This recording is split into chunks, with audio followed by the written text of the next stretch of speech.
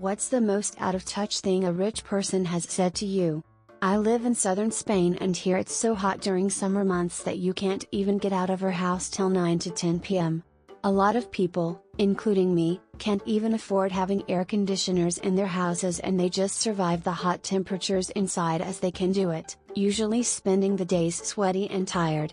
A friend of mine lives in a huge house, one of the hugest I've ever been, with many rooms and an air conditioner machine in each one of them. A few days ago he started complaining about how tired he was for having to take such a long walk at night in order to turn off all the air conditioners in the house. That day I've had to take 4 showers to feel just a bit refreshed and I recognize I felt violence taking up control of my body while he was speaking. What's your family's private jet policy? They charge you? A friend from school had apparently grown up incredibly wealthy. Freshman year we were talking about spring break and I mentioned I was hoping to afford gas money to drive somewhere.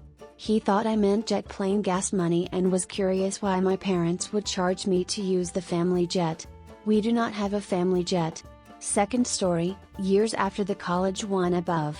This was a handful of years back. You should join one of our golf club or country clubs this year. Initiation fees got reduced to only like $40,000 a person for some, so it's basically free the first year. Yes, he was members at multiples of each. I don't remember the exact cost but it was well into the 5 digits each. I should mention this person and family do not show off the money and are very free with it to friends. It just comes through unbeknownst to them a lot of time because they think that's the norm. Had some kid in his early 20s start working at the restaurant I was at, total trust fund baby, but his parents made him get a job or they would cut him off, phone, car, apartment, school, credit card, everything. We were talking about plans for the summer. I mentioned I was gonna take a weekend to head north and visit my mom, someone else was going camping, another guy was taking a long weekend to help his brother move. Holy fuck. You guys have no idea what vacation means, do you? I'm taking my GF to Spain for 2 weeks and then spending a few days in Italy before we come back. He got real upset when I asked him where he was gonna work when he came back. Apparently he didn't understand that taking 3 weeks vacation not even 2 months into a job isn't a thing, especially when part of that was during our busiest season of the year. Even better when we all looked at him and told him we couldn't even afford a week off, let alone in Spain. He didn't last long. I was raised mostly lower middle class in Texas. In college, I worked at a residential treatment center for children.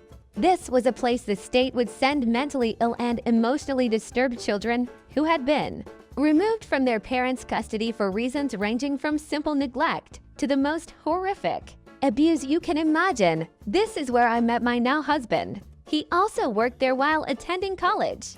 When we got engaged, I went to meet and visit his parents in a northern state.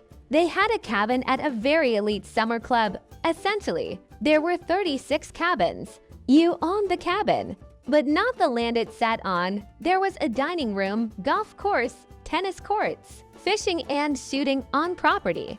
You had to be voted in unanimously in order to become a member of this club. So we went to the cabin for a week and part of the deal was attending cocktail parties. Not anything I'd ever experienced, so I just stuck to my fiancé and smiled and nodded a lot.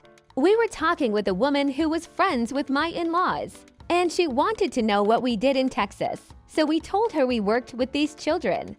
Her reply, I just don't understand how you could want to spend your time helping someone like that. Needless to say, both my fiancé and I were speechless and had no reply we could have spoken to this woman. His parents, while fairly well off, were generous, kind people who went out of their way to help others. So it was one of those, oh look, there's Sally, we've been meaning to catch up with her. Please excuse us, said quickly while moving away equally as quick. What's weird is this woman was raised solidly middle class and just married someone from a wealthy family who became wealthy himself.